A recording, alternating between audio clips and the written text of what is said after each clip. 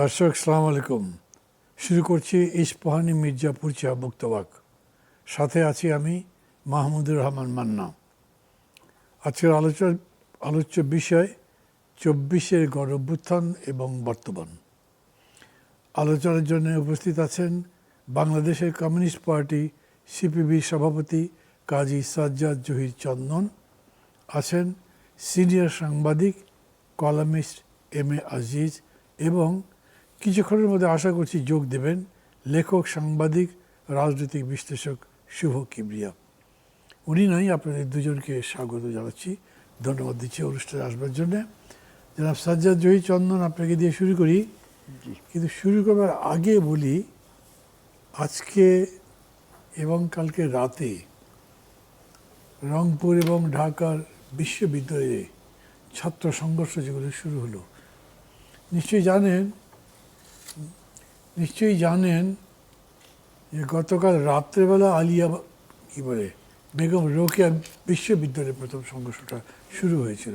তারপরে এটা ছড়িয়ে পড়েছে, এখানে আলিয়া মাদ্রাসা হয়েছে, ঢাকা কলেজে হয়েছে, জগন্নাথ বিশ্ববিদ্যালয়ে হয়েছে। কিসের আলামত মনে হচ্ছে? কাকে দিয়ে শুরু, আপনাকে দিয়ে শুরু করি। ধন্যবাদ শ্রদ্ধেয় সঞ্চালক মান্না ভাই, আজিজ ভাই এবং যারা দেখছেন আমার এই অনুষ্ঠান, দর্শক সবাইকে শুভেচ্ছা। আসলে ছাত্র রাজনীতির যে প্যাটার্ন সেটা আমরা লক্ষ্য করেছি যে ৯০-এর পরে এই ছাত্র আন্দোলনটা এবং ছাত্র রাজনীতি ক্যাম্পাসগুলো দখলদারিত্বের একটা রাজনীতি সবসময় চলে আসছে। যে যখন ক্ষমতায় থাকে, রাষ্ট্র ক্ষমতায়, তখন তার ছাত্র সংগঠন ক্যাম্পাসগুলো দখল করে এবং এটা দীর্ঘদিন ধরে সেটা হয়ে আসছে। আমাদের আমলে আমরা দেখেছি, এখনও আমরা দেখছি। আমরা শেখ হাসিনার ১৬-১৭ বছরে দেখেছিলাম যে ছাত্রলীগ প্রত্যেকটা ক্যাম্পাস দখল করেছিল, অপর কোনো ছাত্র সংগঠন সেখানে কোনো রাজনৈতিক কর্মকাণ্ড পরিচালনা করতে পারতো না। আজকেও আমরা এসে দেখছি যে সেই ক্যাম্পাসের দখলদারিত্ব নিয়ে মূলত আজকে ছাত্র সংঘর্ষগুলো হচ্ছে। এই দখলদারিত্বের পেছনে কিছু থাকে রাজনৈতিক কারণ আর কিছু থাকে বৈষয়িক কারণ এক একটা বিশ্ববিদ্যালয় বা শিক্ষা প্রতিষ্ঠানে, এটা আমাদের অভিজ্ঞতা আমরা দেখেছি যে আপনার টেন্ডার এবং টাকা পয়সার ভাগ বটরা এগুলো এই সংঘর্ষের পেছনে কাজ করে এবং যেভাবে গত ২ দিন ধরে সংঘর্ষটা হচ্ছে সেটা আবার সেই পুরনো যে বিষয়গুলো ছিল সেগুলো আবার নতুন করে এসছে এবং এটা রাজনীতি যেহেতু দুর্বৃত্তায়িত হয়ে গেছে, সমাজ যেহেতু একটা অবক্ষয়ের মধ্যে চলে গেছে, এই সমাজের বাইরে তো আমরা না, সে অবক্ষয়ের মধ্যে আমরা পড়েছি, তারই প্রতিফলন এই সংঘর্ষ এগুলো চলছে। আমি এটুকু বলতে পারি। জি, জনাব এম.এ. আজিজ, আপনি কি বলবেন? ধন্যবাদ আপনাকে। উনি আমার ইউনিভার্সিটির ছাত্র, বড় নেতা। খুব ভালোই লাগছে শুনে আপনার চন্দন ভাই এবং যিনি আসছেন এবং দর্শক শ্রোতা। দেখেন, রোকেয়া বিশ্ববিদ্যালয়ে প্রথম গোলমালটা হয়, সেখানে যে ঘটনাটি ঘটেছে সেটা কিন্তু চন্দন ভাই যে কথাগুলি বলল এটার সাথে সম্পর্ক নাই। যেমন ওখানে আপনার জুলাই অভ্যুত্থান দিবস পালন করতেছিল ছাত্ররা, সেখানে ইউনিভার্সিটি থেকেই এটা আয়োজন করা হয়েছিল। সেখানে শিবিরের পক্ষ থেকে যে মুক্তিযুদ্ধের যুদ্ধাপরাধের দায়ে যাদের ফাঁসি দেওয়া হয়েছে তাদের শিবির তাদের ছবিটা নেয় এবং সাথে বেগম খালেদা জিয়া এবং সাকা চৌধুরী, তারও ফাঁসি হয়েছে, তাদেরও ছবিটা নেয়। তখন এইটা ছাত্র দলের দেখে ছাত্র দল যায় ওখানে ঢোকে এবং এটার প্রতিবাদ করে, এরপরের থেকে গোলমাল শুরু হয়। এটা আমি বলবো যে এটার সাথে এই হল দখলের সম্পর্ক নাই। জগন্নাথ বিশ্ববিদ্যালয়ে যে গোলমালটা হয় সেখানে হয় যে ছাত্রদল অভিযোগ করে যে তারা কিছু দাবি দেওয়া, ইনকিলাব মঞ্চ কিছু দাবি দেওয়া নিয়ে ওই যখন মিটিং হয় সেখানে ইউজিসির চেয়ারম্যান ছিল, চেয়ারম্যানের কাছে সেই দাবি দেওয়া। তাদের বক্তব্য হলো ইউজিসির চেয়ারম্যান তো এই দাবি দেওয়া পূরণ করার কেউ না, কারণ ইউনিভার্সিটি কর্তৃপক্ষের কাছে দিতে পারে। সে মিটিংয়ে গেল কেন, এই নিয়ে ধাওয়া পাল্টা দেওয়া শুরু হয়। তো এইভাবে ঢাকা এই যে তেজগাঁ কলেজের যে গোলমালটা হয়, ঢাকা কলেজের ছেলেরাও হয়, এরকমই ঘটনা। সুতরাং তারপরে আমি বলবো যে এরা তো সবাই অভ্যুত্থানের শক্তি, একসাথে আন্দোলন করেছে, সংগ্রাম করেছে। তারা এই সময়ে এই মুহূর্তে যেখানে ধরেন ফেসিবাদ আপনার দিন তারিখ দিচ্ছে, আসতে চাচ্ছে, ভারতের সাথে টানাপোড়েন, এই সময়ে এই ধরনের গোলমাল হওয়াটা ঠিক হয়নি। এর আগে ধরেন এনসিপি মিটিং করছে, তখন যেসব ভাষা ব্যবহার হয়েছে এসব ভাষা কিন্তু অনাকাঙ্ক্ষিত। কারণ অভ্যুত্থান হয়েছে, শেষ দাবি রাজনৈতিক দল আপনারা যখন যুক্ত হয়েছেন তখন কিন্তু পলিটিক্যাল একটা ভাষা আসছিল, ফেসিবাদের বিলোপ চাই। এটার যদি ব্যাখ্যা করি তাহলে বলতে পারি মানবিক বাংলাদেশ নাইবে বললাম, গণতন্ত্র, আইনের শাসন, সুশাসন। সেখানে তো একটা গণতন্ত্রের পথে আমাদের যাত্রা শুরু হওয়ার কথা, সেখানে গণতান্ত্রিক ভাষায় কথাগুলি বলা দরকার। এটা কিন্তু রক্ষা হচ্ছে না। আমি টেলিভিশনেও ওই জগন্নাথ কলেজের আপনার ছাত্র দলের এবং ছাত্র শিবিরের দুইটা ছেলের বক্তব্য শুনলাম, সেখানেও দেখি তারা মারমুখী বক্তব্য দিচ্ছে, একে অপরকে অ্যাকুজ করতেছে। কিন্তু আমাদের বক্তব্য হচ্ছে এই সময়ে এই ধরনের গোলমাল বা অগণতান্ত্রিক ভাষা ব্যবহার করা এটা কিন্তু কাম্য না। এটি বক্তব্য। Thank you. দর্শক, আপনারা যখন এই দুজনের বক্তব্য শুনছিলেন, সেই ফাঁকে আমি যে তৃতীয় অতিথির কথা বলেছিলাম না, শুভ কিবরিয়া, লেখক, কলামিস্ট এবং গবেষক, উনি আমাদের সঙ্গে যোগ দিয়েছেন। পরিচয় করে দিচ্ছি, জনাব শুভ কিবরিয়া। আপনি কিছু কথা তো শুনেছেন, অল্প শুনেছেন, কিন্তু প্রধানত এটা হচ্ছে আপনার এই যে বেগম রোকেয়া বিশ্ববিদ্যালয়ের যে ছাত্র গোলযোগের সূত্রপাত হলো, ঢাকা শহরে বিস্তৃত হলো, যতখানি শুনেছেন, দেখেছেন, কি বুঝছেন এটাতে? ধন্যবাদ, দর্শকদেরও ধন্যবাদ। প্রথম কথা হচ্ছে যে আগামীকালকে 5ই আগস্ট দ্বিতীয় বর্ষপূর্তি হচ্ছে। সেই সময়ে অভ্যুত্থানের, ভাই যে কথা বলছিলেন যে অভ্যুত্থানের সহশক্তির বিভাজন কার জন্য আনন্দ আনছে, সেটা একটা দেখার বিষয়। যে 5 তারিখে যখন শেখ হাসিনা আবির্ভূত হচ্ছেন বলে আমরা শুনছি, তখন ছাত্রদল এবং ছাত্র শিবির পরস্পরের বিরুদ্ধে মারমুখী আচরণ করছে। এবং এটাকে আমার কাছে, আমি যদি মনে করি যে পরিস্থিতিকে একটু ব্যাখ্যা করি, একটা অবস্থা হচ্ছে যে 5ই আগস্টের পর থেকে ছাত্র সংসদ নির্বাচনগুলোতে শিবিরের একটা অবস্থান হওয়াতে শিবির ছাত্র সংসদের মধ্যে বা ক্যাম্পাসগুলোতে রাজনৈতিকভাবে একটা ভালো জায়গায় আছে। আবার অন্যদিকে ছাত্রদলের বিএনপি ক্ষমতায় আসাতে ছাত্রদল এখন একটা সরকারি ছাত্র সংগঠন, ফলে তাদেরও সেই জায়গাটাতে যাওয়ার প্রয়োজন বা ক্ষমতাকে সুস্থির করার একটা প্রয়োজন দেখা দিয়েছে।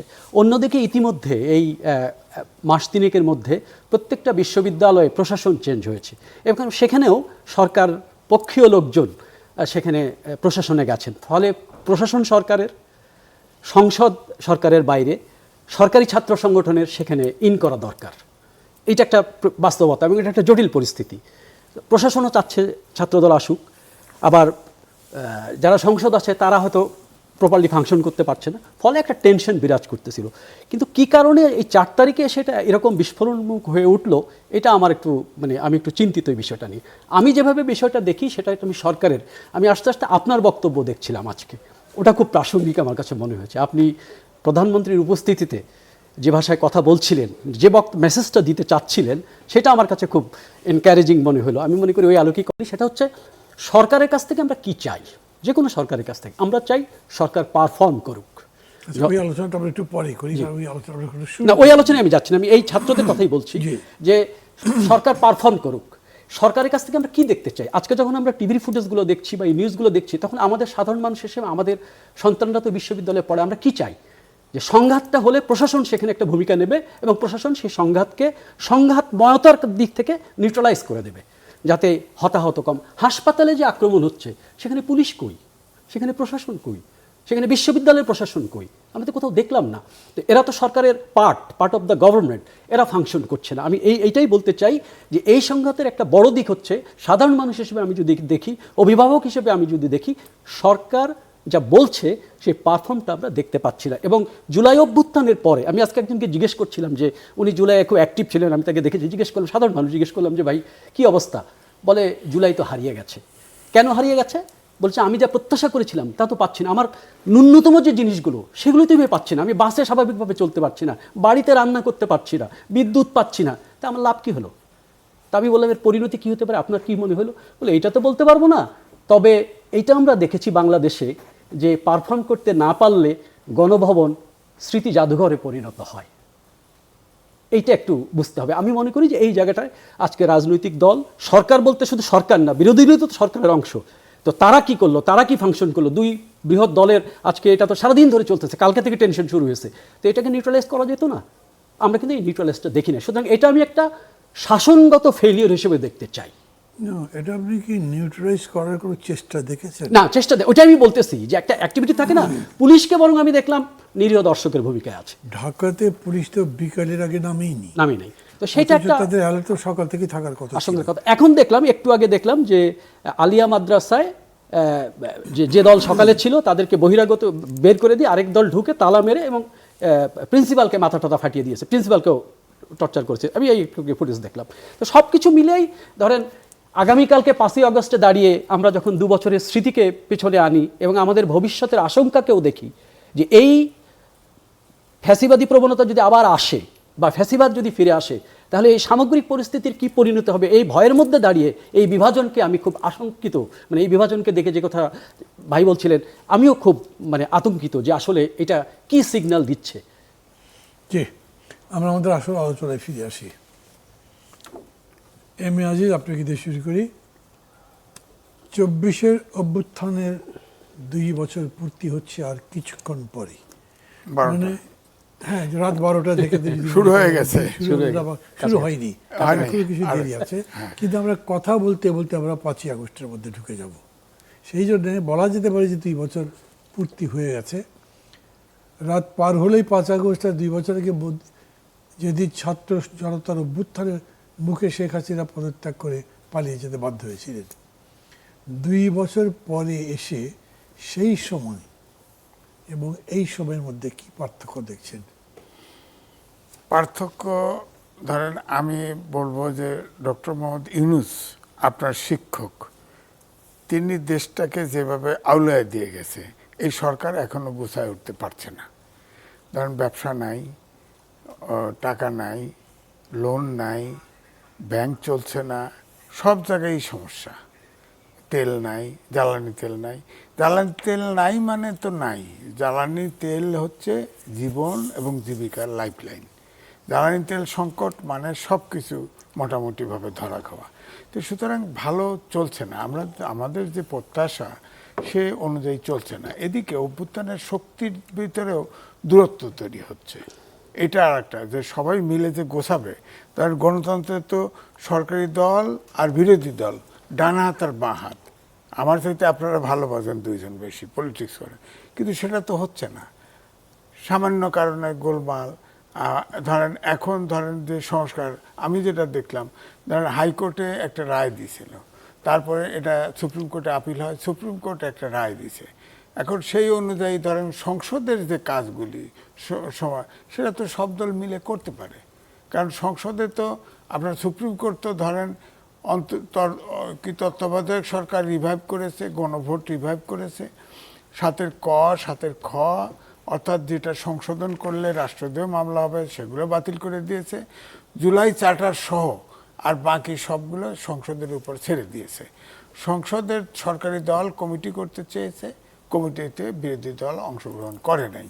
কিন্তু এখন আমি যেটা দেখি সরকারি দল আপনি নিজের থেকেই সংস্কার করতে, যেমন গুম কমিশনের খসড়া অ্যাপ্রুভ করছে মন্ত্রী পরিষদ, তো এইভাবে হয়তো করতেছে। কিন্তু এটা তো ঐক্যের চিহ্ন না। আমার বক্তব্য হলো সবাই মিলে ধরেন একটা কমিটি হলো, সংসদে কমিটি হলো, কমিটিতে বিরোধী দল যে জায়গায় আপত্তি থাকতে পারে, অথবা একটা যেটা আইন হবে বা যেটা সংস্কার হবে সেটা তো এন্ডিজ করতে পারতো, সেখানে তো হচ্ছে না, একপক্ষীয় সরকারি দলের সংস্কার হচ্ছে, ব্যাপারটা এরকম।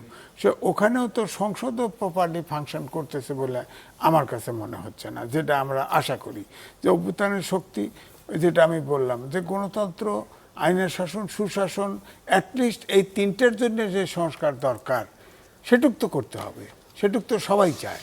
হ্যাঁ, এবং আগে সরকারের পক্ষ থেকে বলা হয়েছে যে নোট অফ ডিসেন্ট যারা দিছে যেটা জুলাই সনদেই লেখা আছে, এটা তাদের দায় নাই। কিন্তু এখন তো বলছে যে তারা সব সংস্কারই করবে, তার জন্য সংসদীয় কমিটি, সেখানে তো বিরোধী দল সহযোগিতা করছে বলে মনে হয় না।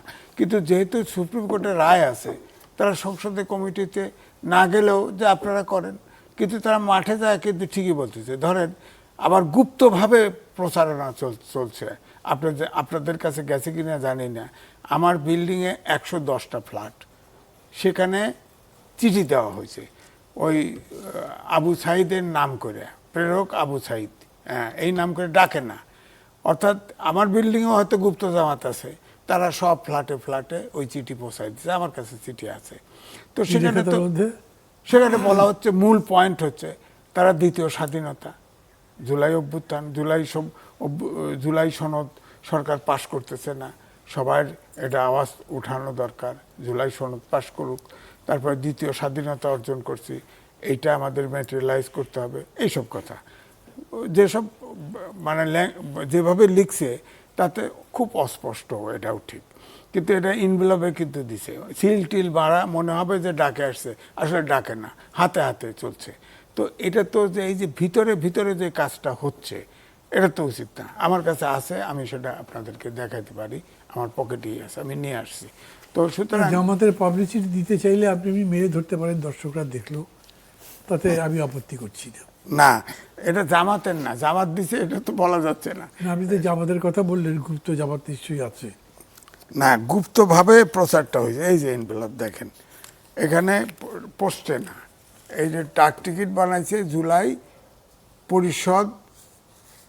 জুলাই পরিষদের চিঠি, এটা দিয়ে ডাক টিকিট বানায় একটা এনভেলপের মতো ছাড়ছে, প্রেরক হচ্ছে জুলাই শহীদের পক্ষে আবু সাইদ, বাংলাদেশ 2.0।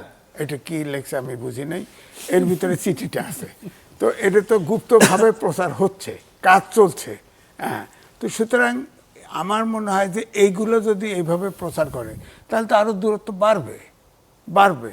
আমি তো চাই যে সংস্কার দরকার, যে সংস্কারগুলো এখন ধরেন সরকারি দলও চাচ্ছে, পার্লামেন্টে বসে সংস্কার করুক না, সুপ্রিম কোর্ট রায় দিছে, সুপ্রিম কোর্ট পার্লামেন্টে বসবার কথা বলছেন, কিন্তু বিরোধী দল তো এটাকে রিজেক্ট করে আরো কঠোর কর্মসূচি দেবার ঘোষণাই দিয়েছে। তাহলে বলতে হবে যে আমরা আর সুপ্রিম কোর্টের রায় মানি না, এ কথা তো বলে না, এটা তো বলতে হবে।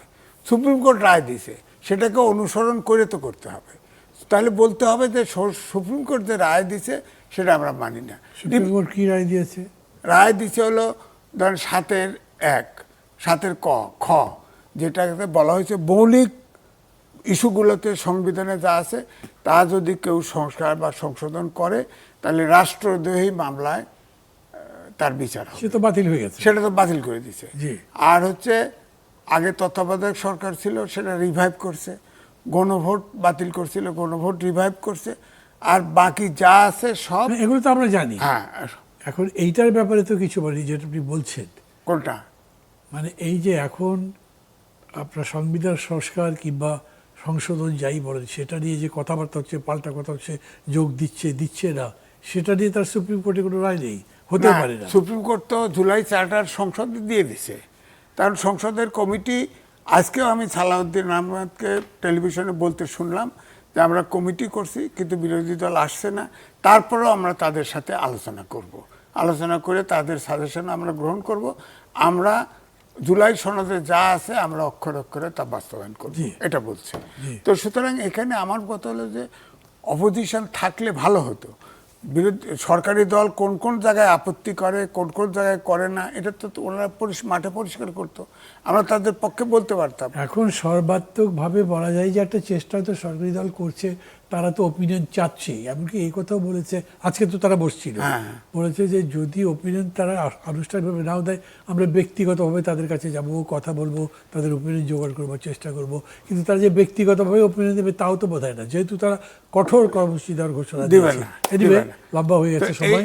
আমি এইটাই মান্না ভাই, একটাই কথা, যে রাজনীতিতে পার্লামেন্টে জনগণের ভোট নিয়ে ইগো কাজ করলে তো হবে না, ইগোটা বাদ দিতে হবে, এটা তো ইগো। একটা বিরতি নিয়ে তারপরে আপনার কাছে আসি, জনাব চন্দন। দর্শক, একটা বিরতি নিচ্ছি, ফিরবো কিছুক্ষণের মধ্যেই, আমাদের সাথেই থাকুন।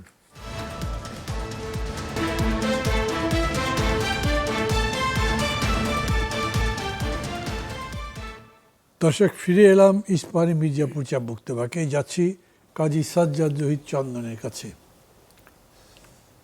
24-এর গণঅভ্যুত্থানে মানুষ তো ধরেন কেবলমাত্র ক্ষমতার পরিবর্তন চায়নি, তারা রাষ্ট্র ক্ষমতার পরিবর্তন চেয়েছিল। আর এই জন্যই এত বড় সাহস নিয়ে বুলেটের সামনে দাঁড়িয়েছে, জীবন দিয়েছে, লড়াই করেছে, চেয়েছে গণতান্ত্রিক রূপান্তর, কাঠামোগত সংস্কার, যাতে ভবিষ্যতে আর কেউ স্বৈরাচার হয়ে উঠতে না পারে। সেই লক্ষ্যে আমরা কতটুকু এগোতে পেরেছি মনে করেন? ধন্যবাদ। প্রথমত, যে লক্ষ্য নিয়ে 24-এর ছাত্র জনতার গণ অভ্যুত্থানটা হয়েছে, সেখান থেকে আমরা অনেক পিছিয়ে আসছি। এটা হলো এক। 24-এর ছাত্র জনতার গণ অভ্যুত্থান ছিল একটা দীর্ঘদিনের একটা ফ্যাসিবাদী শাসন, এবং ফ্যাসিবাদী শাসনের যে যন্ত্রণা, যেটা দেশের সাধারণ মানুষ পরতে পরতে সেটা উপলব্ধি করেছে, এবং ছাত্ররা তাদের কোটা বিরোধী আন্দোলন তারা শুরু করেছে। দেশে দুর্নীতি, লুটপাট, অনাচার, গুম খুন থেকে আরম্ভ করে যা কিছু সব কিছু সংগঠিত হয়েছে। জনগণের ভোটাধিকার হরণ করা হয়েছে। 3টা নির্বাচনে জনগণকে ভোট দিতে দেওয়া হয় নাই। সার্বিকভাবে মানুষের মধ্যে এক ধরনের ক্ষোভ পুঞ্জীভূত হচ্ছিল। সেই ছাত্র আন্দোলন এবং পুঞ্জীভূত ক্ষোভের বহিঃপ্রকাশটাই 24-এর ছাত্র জনতার গণ অভ্যুত্থানের মধ্যে দিয়ে আমরা দেখলাম। সমস্যা হলো যে গণ অভ্যুত্থান হলো, সাধারণ মানুষের একটা প্রত্যাশা ছিল যে গণ অভ্যুত্থানের ফলে বুঝি গণতান্ত্রিক বিধি ব্যবস্থা নিশ্চিত হবে, একটা ভালো নির্বাচন হবে, শেখ হাসিনার যে শাসনামল, সে আমলে যে দুর্নীতি, লুটপাট, চুরি, ডাকাতি, গুম খুন এগুলো বন্ধ হবে, অনেক প্রত্যাশা ছিল। কিন্তু আসলে সেই প্রত্যাশা বাস্তবিক কারণে সেটা পূরণ হয় নাই, মানুষের কাছে সেটা প্রতিবাদ হয়েছে। এটা স্বাভাবিক, কারণ আপনি যে ব্যবস্থায় একটা সরকারকে ফ্যাসিবাদী রূপে নিয়ে আসে, সেই ব্যবস্থার জায়গায় যদি কোনো পরিবর্তন না হয়, তাহলে আপনি যতই অভ্যুত্থান করেন না কেন, ওইটা আপনার সফলতার মুখ দেখবে না। ধরেন শেখ হাসিনার আমল আমরা দেখছি যে হাসিনা সরকার নির্ভর করেছে কাদের উপরে? সামরিক বেসামরিক আমলাদের উপরে, নির্ভর করেছে আইন শৃঙ্খলা রক্ষাকারী বাহিনীর উপরে, নির্ভর করেছে লুটেরা ধনিক শ্রেণী যারা লুটপাট করে তাদের উপরে, নির্ভর করেছে বহিঃশক্তির উপরে, কিন্তু জনগণের উপর তো নির্ভর করে নাই। যার ফলে আমাকে ক্ষমতায় থাকতেই হবে, এই যে জায়গাটা, ক্ষমতায় থাকতে হলে আমাকে এই শক্তিগুলোর উপর নির্ভর করতে হবে, এবং আমার আচরণটা ফ্যাসিবাদী কায়দা আমার দেশটা চালাইতে হবে। এখান থেকে তো সে ব্যবস্থার কারণে তো হয়েছে। অভ্যুত্থানের পর কি হয়েছে? সেই আমলাতন্ত্রের কি পরিবর্তন হয়েছে? সে আইন শৃঙ্খলা রক্ষাকারী বাহিনীর কি পরিবর্তন হয়েছে? লুটেরা যাদের কথা বলি, যারা লুটপাট যারা করছে, একটা অংশ লুটপাট করেছে, তারা শিবটা আরেকটা অংশ লুটপাটের জায়গায় আসছে। পরিবর্তনগুলো কোথায় হলো? আপনি ব্যবস্থা রাখবেন, সব কিছু চলবে, আর আপনি একটা বিরাট কিছু প্রত্যাশা করবেন, সেটা অন্তত আমার দৃষ্টিভঙ্গিতে ঠিক হয় না। কারণ আপনি দেশ চালাইতে হচ্ছে, আপনি দেখলাম আমরা ইউনিট সরকার আমরা কী দেখলাম, প্রশাসনকে কী করলাম, প্রশাসনকে যার ক্ষমতা আছে তারা প্রশাসনকে তাদের মতো দলীয়করণ বলবো না, এই অন্তর্বর্তী সরকারের মন মতো করে যারা পাওয়ারের শেয়ার ছিল তারা প্রশাসনে তারা ঢুকে গেছে। এবং আপনি ধরেন পুলিশ, ধরেন আপনি ইভেন দেখেন আওয়ামী লীগ আমলে ধরেন মিনিমাম আমার ধারণা 1 লক্ষ পুলিশকে তো গত 16 বছরে নিয়োগ দেওয়া হয়েছিল। আপনি কতজন পুলিশের বিচার আপনি করতে পারছেন, কতজনকে আপনি অব্যাহতি দিতে পারছেন?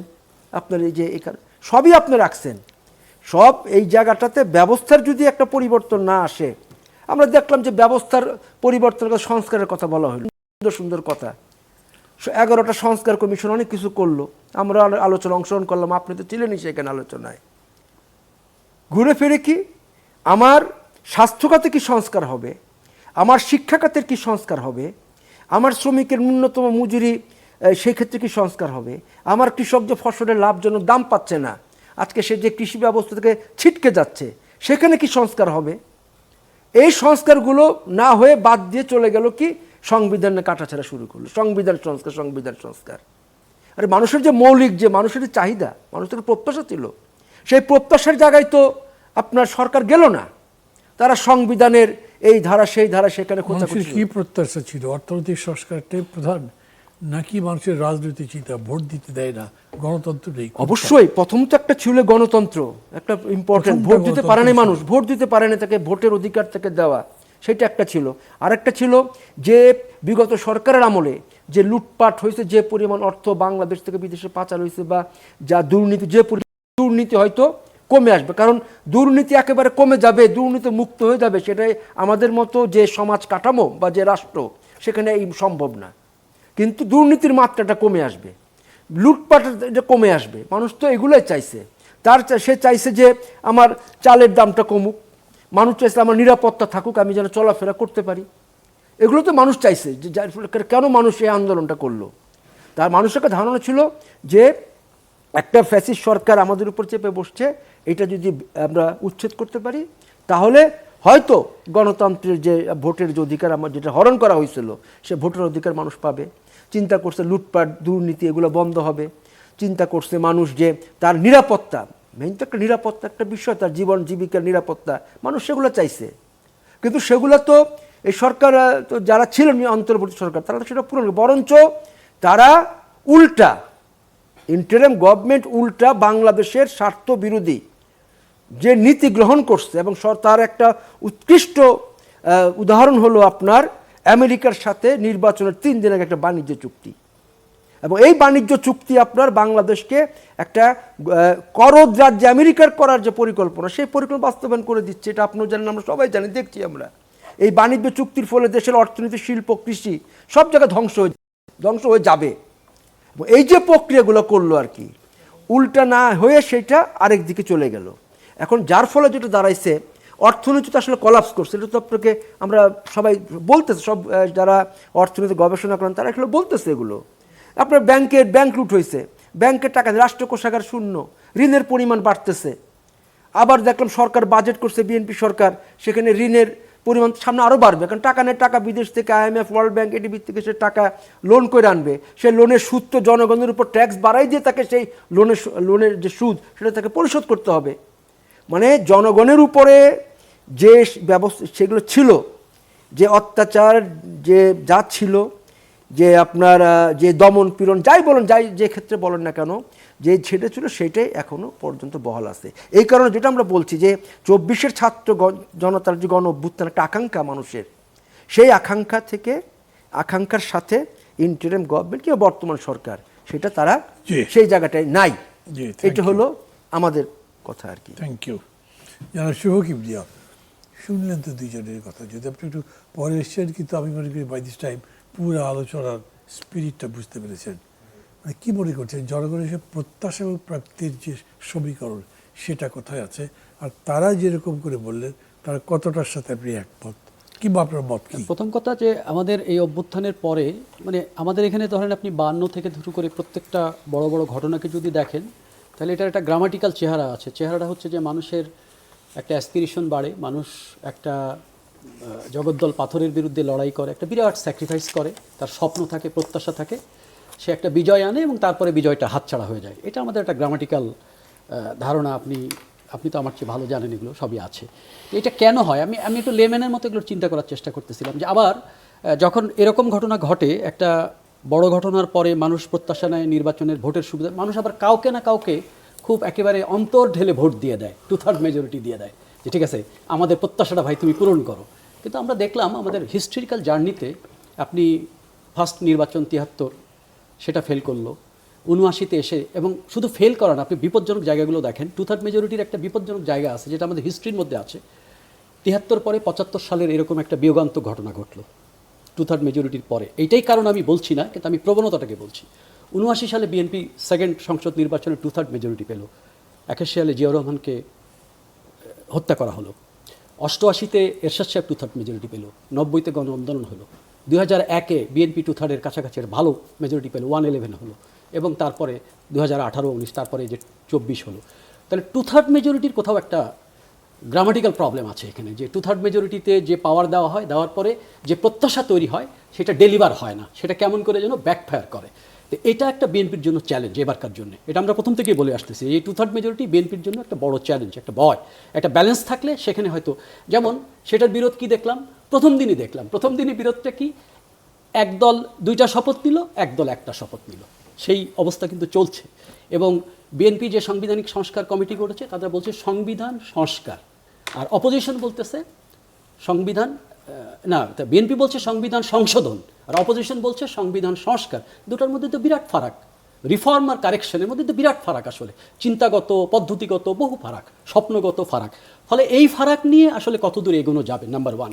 নাম্বার 2 হচ্ছে ফ্যাসিস্ট যাওয়ার পরে আমরা যে সরকারকে পেলাম, আমরা ইউনূস সরকারকে অনেকেই গালাগাল করি, কিন্তু আমি একটা জিনিস দেখি আমার নিজের বিবেচনায়, যে ওনারা যেভাবে ফিনান্সিয়াল সিচুয়েশনটাকে ট্যাকেল করলেন, তো দেউলিয়া হয়ে যাওয়ার কথা ছিল সব কিছু, সেটাকে যে একটা স্থিতিশীল রেখে একটা ইলেকশন করে একটা ট্রানজিশন করে গভর্নমেন্টের হাতে ক্ষমতা দিয়ে গেল, এই ক্রেডিটটা কিন্তু দিতে হবে তাদেরকে।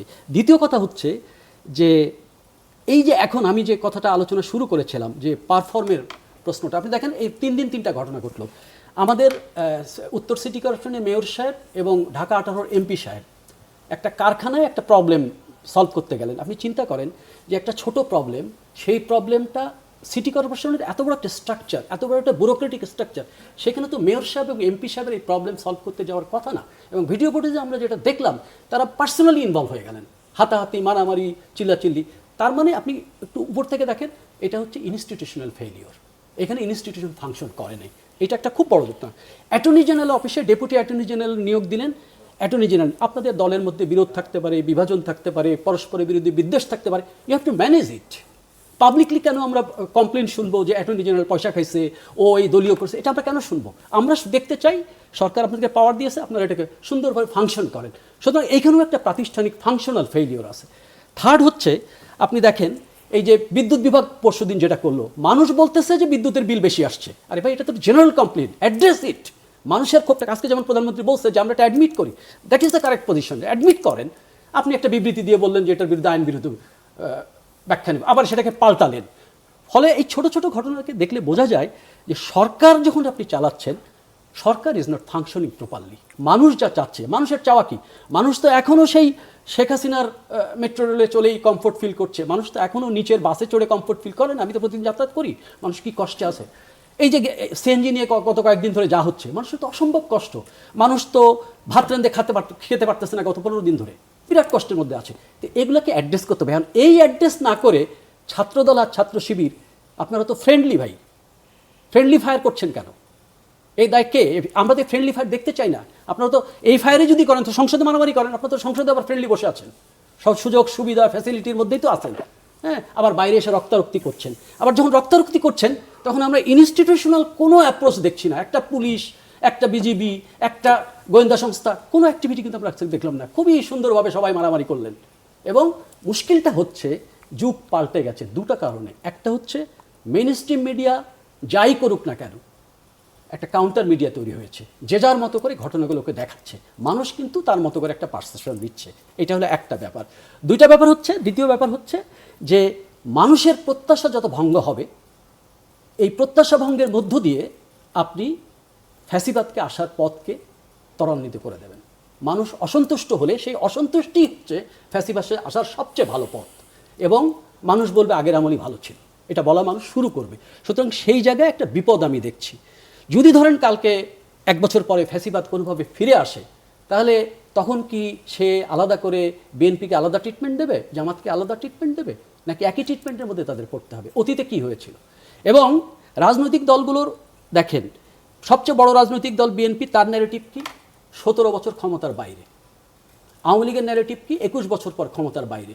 তার মানে আপনি যখন ক্ষমতা পাচ্ছেন তখন এমন কিছু পারফর্ম করছেন যে পারফর্ম আপনাকে এইরকম দূরে দূরে ছিটকে দিচ্ছে। তো এগুলো তো ইতিহাসের শিক্ষা। এই জায়গা থেকে তো আমাদের একটা, আমি বলছি, একটা সুশাসন দিতে হবে।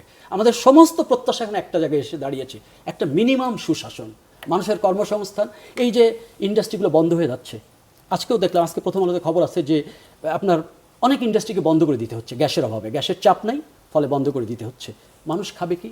আপনি বাজারে যেয়ে দেখেন, গত 1 সপ্তাহে বাজারে একমাত্র পেঁপের দর ছাড়া কোনো সবজির দাম 100 টাকার নিচে নাই। মানুষ কীভাবে বাঁচবে? এগুলো তো খুব মেজর প্রবলেম। শুধু জুলাই করে তো মানুষকে আপনি বাঁচাতে পারবেন না, মানুষকে তো তার প্রয়োজনীয় জায়গাগুলো দিতে হবে। তো সুতরাং এটা একটা খুব বড় চ্যালেঞ্জ। আমি মনে করি যে এখন রাষ্ট্রের জন্য, যারা সরকার চালাচ্ছেন বিশেষ করে, তাদের জন্য একটা বিরাট চ্যালেঞ্জ। মানুষের প্রত্যাশা হচ্ছে, এই সমস্ত প্রত্যাশা কিন্তু ফিকে হয়ে যাবে যদি আপনি তার দৈনন্দিন প্রবলেমগুলোকে অ্যাড্রেস না করতে পারেন। তো সেই চ্যালেঞ্জের মধ্যে সরকার আছে, এবং সরকার আজকে প্রধানমন্ত্রী দুটো জিনিস আমার ভালো লেগেছে, প্রধানমন্ত্রীর বক্তব্য আর আপনি যে বক্তব্য দিলেন সেটাকে তারা যেভাবে শুনলো, এই শোনাটাও কিন্তু একটা ভালো সিমটম। এই শুনতে হবে, অ্যাডমিট করতে হবে যে এই জিনিস হচ্ছে, শুধু তেলবাজি দিয়ে শুধু। আর আরেকটা জিনিস হচ্ছে যে আপনি সরকারের দলের লোকই নেন, সব জায়গায় আপনি দলের লোক নেন, কিন্তু ভাই প্লিজ একটু যোগ্য লোক নেন, যে লোক পারফর্ম করতে পারবে, যে লোক ইনস্টিটিউটটাকে চালাতে পারবে। ঠিক আছে, এইটা খুব জরুরি। বিশ্ববিদ্যালয়কে যে ভিসিগুলোকে নিয়োগ হয়েছে, আমি জানি না এই ভিসি দিয়ে আপনি এইরকম প্রবলেম ফেস করতে পারবেন কিনা। এই প্রবলেম কিন্তু এখন বিশ্ববিদ্যালয়ে আরও নানা রকম প্রবলেম হবে, এই ভিসিরা এই প্রবলেম ফেস করতে পারবে না, সেটা নিয়ে শঙ্কা আছে। ডেপুটি অ্যাটর্নি জেনারেলদের আপনারা করলেন, যা শুনতেছি এটা যদি বহমান থাকে তাহলে এই সরকারি আইন কর্মকর্তার অফিসকে আপনি ফাংশনাল করতে পারবেন না। আমার সংকটটা হচ্ছে ফাংশনাল।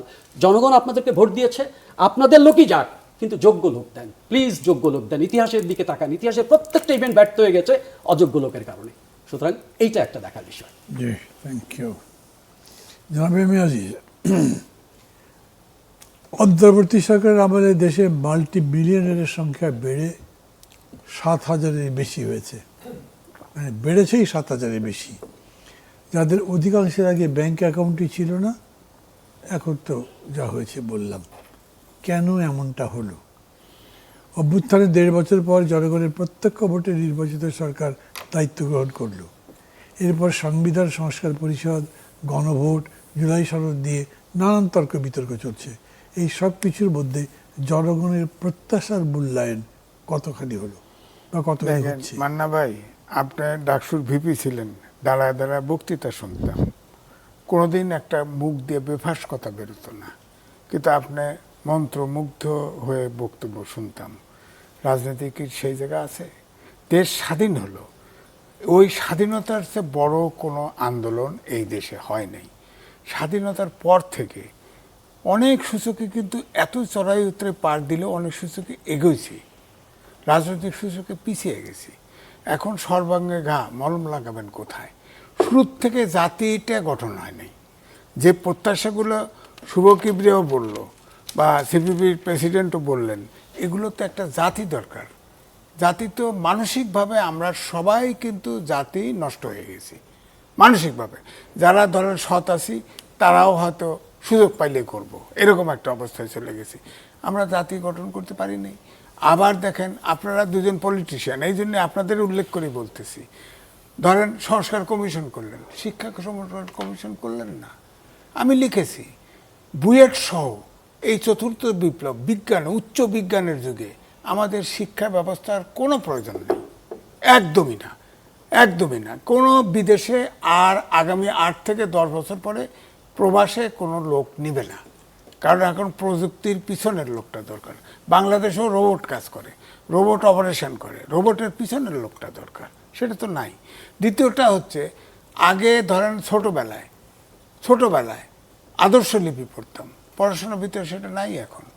এখন সত্য কথা বলতে, আমার নাতি খেলতে যায়, খেলা শেষ হলে ওখানে ইয়াবা বিক্রি নিয়ে দাঁড়ায় থাকে।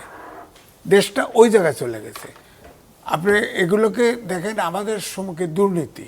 এখন ধরেন এই যে সংসদের কথা যদি বলি, দুর্নীতি ধরেন বলা হচ্ছে বিএনপির ভিতরে চাঁদাবাজি আছে, মানলাম চাঁদাবাজি আছে।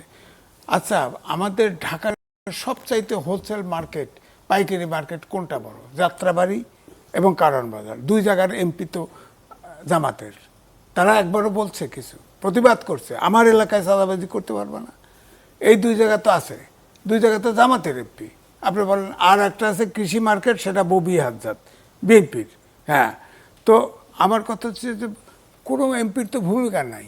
আর 12 প্রকারের শিক্ষা ব্যবস্থা আছে, কওমি মাদ্রাসা সহ সবাইকে মাস্টার ডিগ্রি দেওয়া হয়, যার ফলে কোনো জাতীয় ইস্যুতে জাতি এক হয় না। কারণ মাস্টার ডিগ্রি দেওয়া হয়, যার যার চিন্তা শেষে স্থির থাকে।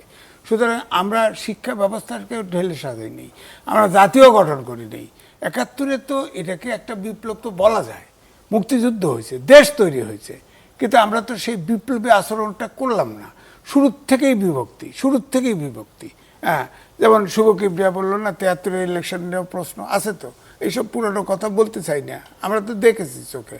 হ্যাঁ, হেলিকপ্টার নিয়ে বাক্স নিয়ে আসা ইত্যাদি ইত্যাদি অনেক ঘটনা তো তখনই শুনি।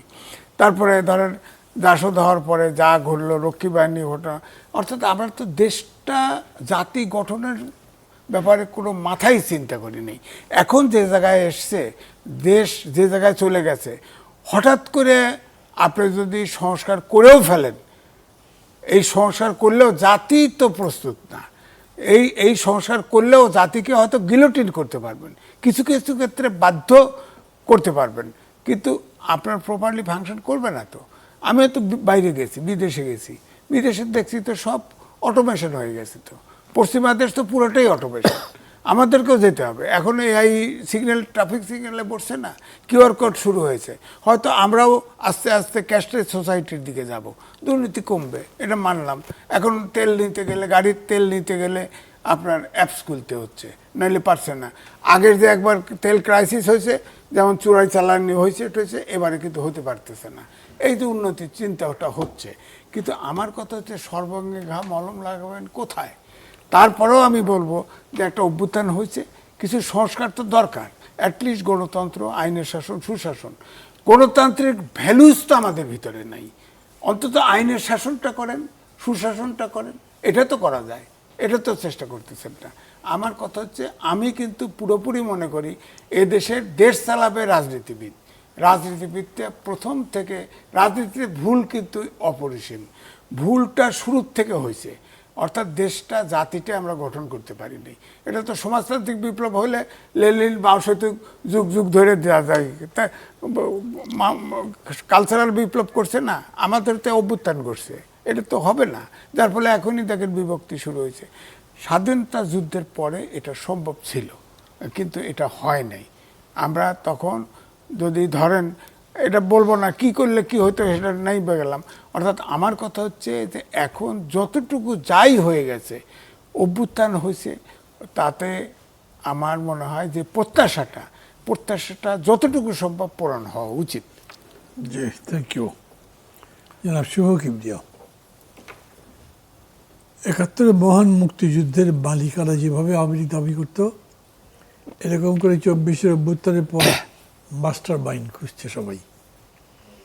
৭১ জনযুদ্ধ যে এক ব্যক্তির নেতৃত্বে এক দলের সংগ্রামের গল্পে সীমাবদ্ধ ছিল, একইভাবে ২৪ জনগণের স্বতঃস্ফূর্ত অভ্যুত্থানকে মেটিকুলাস ডিজাইন বলে বিশেষ কোনো বেনিফিট দেওয়ার চেষ্টা করলো।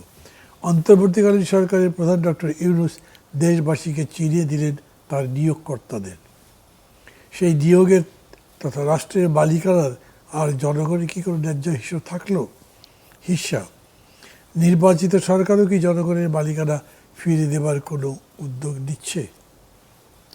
না, নির্বাচিত সরকারের কাছে তো একটা বড় চ্যালেঞ্জ, আমি যেটা বলতেছিলাম যে একটা প্রত্যাশাও আছে, কিন্তু কতগুলো বড় বড় ঘটনা আছে। যেমন আজিজ ভাই বলছিলেন যে ধরেন এই যে আমেরিকার সঙ্গে যে চুক্তিটা ইউনূস সাহেবের শেষ সময় হলো, সেই চুক্তিটা হওয়ার সময় কিন্তু আমার যতটুকু খেয়াল আছে, আমেরিকান অ্যাম্বাসেডর বিএনপির সঙ্গেও মিটিং করেছে, জামাতের সঙ্গেও মিটিং করেছে।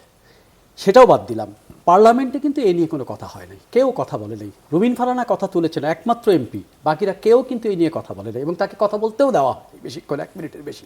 সুতরাং এই যে মানে রাজনৈতিক দলগুলো প্রকাশ্যে কি বলছে আর কি করতে চায়, সেখানে একটু আপনি যোগ করি, রুমিন ফারহানাকে কথা বলতে দেওয়া নোটিশ দিতে পারেন নাই, কারণ ওনার এমপির সমর্থন লাগে, উনি জামাত দেবে না, তো উনি গেছেন এনসিপির কাছে।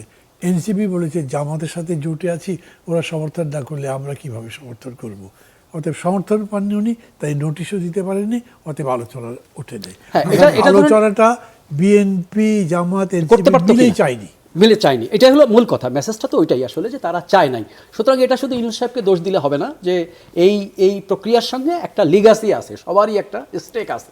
এখন এইরকম একটা স্টেক নিয়ে আপনি আবার চীনের সঙ্গে সম্পর্ক করতে যাচ্ছেন, ভারতের সঙ্গে সম্পর্ক করতে যাচ্ছেন, ফলে একটা গ্লোবাল চ্যালেঞ্জের মধ্যেও আমরা আছি, আবার এই লোকাল চ্যালেঞ্জের মধ্যেও আছি। এই দুইটা চ্যালেঞ্জকে ফেস করে আমরা কিভাবে সামনে আগাবো, সেইটা যে কথাটা আজিজ ভাই ইঙ্গিত দিতে চেয়েছেন, আমাদের একটা বড় এখন এই মুহূর্তে হচ্ছে আমরা একটা ট্রানজিশনের মধ্যে আছি, একটা এজ ট্রানজিশনের মধ্যে আছি। আমাদের রাজনীতিবিদদের বয়স, সিনিয়র যারা আছেন, তারা কিন্তু একটা অবসরের দিকে যাচ্ছেন, আর নতুন একটা জেনারেশন এসে সেটা শিফট হচ্ছে। তো চিন্তাগত জায়গাতেও এই দুই জেনারেশনের একটা ফারাক আছে, সেটা আমরা আন্দোলনের মধ্যেও দেখলাম যে আমরা যেভাবে তরুণদের দেখতাম, তরুণরা আমাদেরকে যেভাবে দেখে, ফাংশনের মধ্যে একটা ডিফারেন্স আছে এক। আর দুই হচ্ছে প্রযুক্তিও একটা ফোর্থ রেভলিউশন বা এরকম একটা সিচুয়েশনের মধ্যে যাচ্ছে। আবার দেখেন বিশ্ব পলিসিগুলো কীরকম, আমেরিকা যেমন এখন আমাদের সঙ্গে বাণিজ্য চুক্তি যেভাবে বার্গেন করতেছে, সে তার ইম্পোর্ট ব্যালেন্সকে জোর করে নিয়ে যাইতেছে ব্যালেন্সটা কাভার করার জন্য, যে তুমি আমার কাছ থেকে এখন বেশি জিনিস কেন, না কিনলে আমি তোমাকে এইভাবে তোমার জিনিস ঢুকতে দিব না, ট্যাক্স বাড়াবো। মানে এই যে একটা এই পরিস্থিতি কিন্তু আগে ছিল না। আবার বিশ্ব দেখেন, বিশ্ব এখন শুধু আমেরিকা, শুধু রাশিয়া এরকম সিচুয়েশনের মধ্যেও নাই। যে মধ্যপ্রাচ্যকে আমাদের মিত্র ভাবতাম, সেই মধ্যপ্রাচ্য নিজেও এখন একটা ডিভিশনের মধ্যে চলে গেছে, কে ওই দিকে কে ওই দিকে, যে যার মতো করে চলছে। ফলে আমরা একটা খুবই ক্রিটিক্যাল, আমাদের দেশেও যেমন একটা ক্রিটিক্যাল সিচুয়েশনের মধ্যে আছি, আন্তর্জাতিকভাবেও একটা খুব ক্রিটিক্যাল সিচুয়েশনের মধ্যে আছি। এই ক্রিটিক্যাল সিচুয়েশনের ফেসের একমাত্র উপায় হচ্ছে একটা জাতীয় ঐক্যমত, মিনিমাম কতগুলো ইস্যুতে। কিন্তু আমরা দেখছি এই বিভাজন তৈরি হচ্ছে। এখন যেহেতু 2/3 মেজরিটি বিএনপির হাতে আছে, বিএনপির জন্য এইটা একটা বিরাট দায়িত্ব এবং চ্যালেঞ্জ, এই ঐক্যটা তৈরি করা। সুতরাং ঐক্য বিনষ্ট হয় যে সমস্ত ফাঁক দিয়ে, সেই ফাঁকগুলো তাকে বোঝাতে হবে। এবং এই কয়েকদিনে, এই 6 মাসে আমরা মাননীয় প্রধানমন্ত্রীর যে জেস্চার এবং যে অ্যাটিটিউড দেখছি, সেটার মধ্যে তো একটা ইতিবাচকতা আমরা লক্ষ্য করছি। সুতরাং এই ইতিবাচকতা সব জায়গায় ছড়াতে হবে, প্রতিষ্ঠানে প্রতিষ্ঠানে, তার ব্যুরোক্রেসির মধ্যে, তার আদালতের মধ্যে, তার প্রত্যেকটা ফাংশনের মধ্যে এই ইতিবাচকতাকে ছড়াতে হবে। আমার মনে হয় যে এই যে 5 তারিখে পরে যদি এরকম মনে হয় যে এরকম ধরেন কালকে আমি জানি না ভারত থেকে কোন মেসেজ প্রধানমন্ত্রী বা সেটা আমাদের এখানে কী রিপারকেশন করবে, একটা জাতীয় ঐক্যমত, সমস্ত রাজনৈতিক আপনাদের সবাইকে নিয়ে বসা, সবাইকে নিয়ে বসে এই জিনিসগুলো আলাপ করা, এবং আগামী 1 বছরের জন্য অন্তত মিনিমাম ঐক্যমতে আসি যে আমরা বিশ্ববিদ্যালয়ে সংঘাত করব না, আমরা ফ্রেন্ডলি রক্ত ঝরাবো না, অন্তত মানুষকে স্বস্তি দেবো যে আমরা জাতীয় ঐক্যমতের ভিত্তিতে দেশটা পরিচালনা করতে চাই। এবং আমাদের এই আশু চ্যালেঞ্জগুলো, এই যে আমাদের হাজার হাজার ছেলেমেয়ে, আপনি ইন্ডেকশনগুলো আপনি কার কথা বলবেন? মির্জা ফখরুল ইসলাম আলমগীর সাহেব বলতেছেন যে কোনো কিছু বদলায় নাই। তার প্রত্যেকটা কথা তো যে ইন্টারভিউটা দিয়েছেন প্রথম আলোতে, আপনি পড়ে দেখেন, প্রত্যেকটা জায়গায় গভীরতম হতাশা। ঠিক আছে, গভীরতম হতাশা। এখন এই হতাশা থেকে তো জাতিকে উত্তরণ করতে হবে, জাতিকে তো পথ দেখাতে হবে। এবং মনে রাখতে হবে যে আমাদের রাজনীতিবিদ যাদের দায়িত্বে আছে, তার বাইরে একটা তরুণ শক্তি দেশের মধ্যে কিন্তু লুকায়িত আছে। এই শক্তি আপনি যাদের কথা বললেন মেটিকুলাস ডিজাইন, তারা বাদ দিলেও যে কোনো জায়গায় তরুণ শক্তি আবার দাঁড়িয়ে যাবে, যে কোনো মানে অপোজিশনের জন্য তরুণ শক্তি কিন্তু দাঁড়িয়ে যাবে। সেই কালচারটা আমাদের তৈরি হয়েছে, এটাও আমাদের সিনিয়র রাজনীতিবিদদের বুঝতে হবে যে দিন আগের মতো নেই। সুতরাং সুশাসন যদি সরকার দিতে না পারে, তাহলে আমাদের সব কিছু ভেস্তে যাবে। এখন একমাত্র কাজ হচ্ছে সুশাসনকে নিশ্চিত করা আর মানুষের মিনিমাম কমফোর্টটুকু দেওয়া। হঠাৎ করে কথা নয় বার্তা নয়, বিদ্যুৎ বিতরণ সংস্থাগুলো ফাংশনিং ওয়েল, প্রত্যেকটা ডাটাতে বলছে, আপনি এসে বলতেছেন এটাকে আপনি প্রাইভেটাইজেশন করে দেবেন। কেন এইসব মানে উদ্ভট চিন্তায় নিয়ে মানুষের কষ্টকে বাড়াচ্ছেন? কেউ বলছে, আমরাও এটা বলি, যে বিএনপি সরকারের মধ্যে সবচেয়ে প্রভাবশালী মন্ত্রীরা সবাই ব্যবসায়ী, অর্থমন্ত্রী ব্যবসায়ী, বিদ্যুৎমন্ত্রী ব্যবসায়ী, কি বলে যে পরিবেশ মন্ত্রী ব্যবসায়ী। সরকার যেন ব্যবসায়ীদের সরকারি পরিণত না হয়, সরকারকে এটা খেয়াল রাখতে হবে। যে কথাটা আজিজ ভাই বলার চেষ্টা করলো, রাজনীতিবিদদের হাতে দেশটা রাখতে হবে। যত খারাপ পরিস্থিতি হোক, দেশ যেন রাজনীতিবিদদের হাত থেকে বেরিয়ে না যায়। সেক্ষেত্রে এখন জাতীয় ঐক্যমত করা দরকার এবং মাননীয় প্রধানমন্ত্রী এবং বিএনপির দায়িত্ব হচ্ছে সেই জাতীয় ঐক্যমতকে লক্ষ্য রেখে তাদের যা করার দরকার সেই কাজটা করা। আমার হাতে সময় আছে আপনাদের জন্য 1 মিনিট, 3 জন মিলে। এতক্ষণ যারা আলোচনা করতে আমি তো সময় কম পেলাম মনে হয় শেয়ারিং এ। 1 মিনিট আপনাকে দিই, শুরু করেন। আপনি 1 মিনিট আপনাকে দিলাম, আপনি বলেন। আর টাইম কিল। প্রথমত হলো যে আর কাউকে দিতে পারবো না। প্রথমত হলো যে আমরা যারা বামপন্থী রাজনীতি করি, আমরা সব কিছু শ্রেণী দৃষ্টিভঙ্গিকে দেখতে চাই। আমাদের বুঝতে হবে যে বাংলাদেশে যারা গত স্বাধীনতার পরে এই 55 বছরে যারা দেশটাকে শাসন করেছে, তারা সবাই একটা শ্রেণীর প্রতিনিধিত্ব করছে। সেই শ্রেণী হলো লুটেরা ধনিক শ্রেণী। এবং 90-এর দশকের শেষ দিকে এসে, 80-এর শেষ দিকে এসে 90-এর দশকে নয়া উদারবাদী নীতি অর্থনীতির ক্ষেত্রে যেটা বিশ্বব্যাপী গ্রহণ করা হয়েছে, এর ফলে যে তথাকথিত মুক্তবাজার অর্থনীতির নামে দেশে যেভাবে শাসন, অর্থনৈতিক যেভাবে শোষণ চলছে বা যেভাবে শাসন করেছে এই নামে, এইটার বহিঃপ্রকাশ এইভাবে হবেই। কারণ এখানে বুঝতে হবে যে আমরা যেটা মনে করি যে আজকে আমরা দেখেছি যে যারা শাসন ক্ষমতায় ছিল তারা প্রত্যেকটা ক্ষেত্রেই আপনি বলেন জনগণের স্বার্থ কোন শাসক গোষ্ঠী রক্ষা করেছে। আপনি অনেক উন্নত হয়েছে, প্রযুক্তির কথা বললেন, ডিজিটালাইজেশনের কথা বললেন, হ্যাঁ এটা বাস্তবতা হয়েছে অনেক কিছু, কিন্তু কাদের পক্ষে হয়েছে? আপনি কেন আজকে বাংলাদেশে আগের যে সরকারগুলো যা করছে, এখন তো আমরা দেখতেছি যে 44টা কারখানা, সরকারি কারখানা ব্যক্তি মালিকানায় দিয়ে দেওয়া হচ্ছে এবং বলছে যে এগুলো ব্যক্তি মালিকানা না থেকে লোকসানি প্রতিষ্ঠান। কিন্তু মজার ব্যাপার হলো কারখানাগুলো লোকসান হয় কাদের কারণে? সরকারের পলিসির কারণে। কারণ আমরা আওয়ামী লীগ আমলে দেখছি তো, যখন পাটকল বন্ধ হয়ে যায়, শেষ করব, পাটকল যখন বন্ধ হয়ে যায়, পাটের দাম যখন কম থাকে, যখন সরকার পাট কেনার জন্য পাটকল কর্পোরেশন সরকারকে বলে, সরকার তখন অর্থ বরাদ্দ করতে পারে না। যখন অর্থ বরাদ্দ করে তখন বাজারে পাটের দাম বেড়ে যায়। এই সেই দামে আপনি যখন পাট কিনবেন তার তো লস হবেই। এটা তো সিস্টেম ব্যাপার, এবং এই লসের পেছনে প্রশাসন, সরকারের পলিসি, ভুল নীতি এগুলো কাজ করছে। তা আমার কথাটা হলো যে শ্রেণী দৃষ্টিভঙ্গি থেকে দেখে আজকে যদি বাংলাদেশে এই শ্রেণীর বিপরীতে একটা শ্রমজীবী মেহনতি মানুষের শ্রেণীর রাজত্ব রাষ্ট্র যদি প্রতিষ্ঠিত করা যায়, তাইলে এখান থেকে বেরিয়ে আসা সম্ভব। থ্যাংক ইউ, সরকার আপনাকে ধন্যবাদ দিচ্ছি যে চুরিটা বাদ দিছে, সাথে সাথে আপনাদের দুইজনকে ধন্যবাদ দিচ্ছি। ওটা বাদ দিছে। আমি দুঃখিত যে আমার হাতে সময় দিয়ে আরেকটা রাউন্ড যে দেবো, সেই রাউন্ড দেওয়ার সময় নেই। দর্শক মণ্ডলী, অনুষ্ঠান শেষ করছি। আর আমরা এই সময়ের মধ্যে কিন্তু 5ই আগস্টে পা দিয়েছি। অসাধারণ একটা দিন। প্রায় 17 বছর লড়াই করবার পরে আমরা ফ্যাসিবাদের বিরুদ্ধে যুদ্ধে জয়লাভ করেছিলাম। আজকে এতক্ষণ ধরে যারা আমাদের সঙ্গে আছেন, আমাদের আলোচনাগুলো শুনেছেন, তারা আলোচনাগুলো শুনে খুব হতাশ হয়েছেন কিংবা নতুন করে আশাবাদী হয়েছেন। কি ভাবছেন? এই রকম করে জীবনদান পৃথিবীর গণতান্ত্রিক ইতিহাসের কোথাও আছে যেরকম করে জীবন দিয়েছিল আবু সাইদ কিংবা মুগ্ধ? একেবারে জেনে শুনে মৃত্যুকে আলিঙ্গন করা। মানুষ চলছে, মিছিল করছে, তার মধ্যে গুলি হচ্ছে, কেউ মারা যাচ্ছে, এরকম হয়। কিন্তু জানি যে ওইখানে এগুলি ওই সামনে থেকে গেলেই মৃত্যু। অথচ স্লোগান, মিছিলে সাধারণ যারা কচি কিশোর অথবা কেবলমাত্র যৌবনে পা দিয়েছেন, তারা বলেছেন পেছনে যদি যাও তাহলে মৃত্যু, আর সামনে যদি যাও তাহলে বাংলাদেশ। অথচ সামনে সঙ্গীন ছিল। সেই রকম বড় যুদ্ধ, এত বড় মহান আন্দোলনের পরে সেই আন্দোলন কি বৃথা যাবে, ব্যর্থ হবে? যে নতুন দেশ গড়বার আকাঙ্ক্ষা জনগণের মধ্যে জেগেছিল, যে আকাঙ্ক্ষা জাগিয়ে তুলেছিল আমাদের কচি কিশোর এবং তারুণ্য যৌবন দীপ্ত যুবকরা, তারা কি শেষ পর্যন্ত ব্যর্থ হবে? ইতিহাস কিন্তু তা বলে না। শুধু এই একটা কারণেই আশাবাদী হতে চাই। দেখছি কিছু কিছু পরিবর্তন হচ্ছে, যে বিস্তৃত আলোচনা এখানে করা যায়নি, কিন্তু এটা ঠিক যে অবস্থার পরিবর্তনের দিকে যাচ্ছে এবং সবাই বলছেন অবস্থাটা বদলাতে হবে।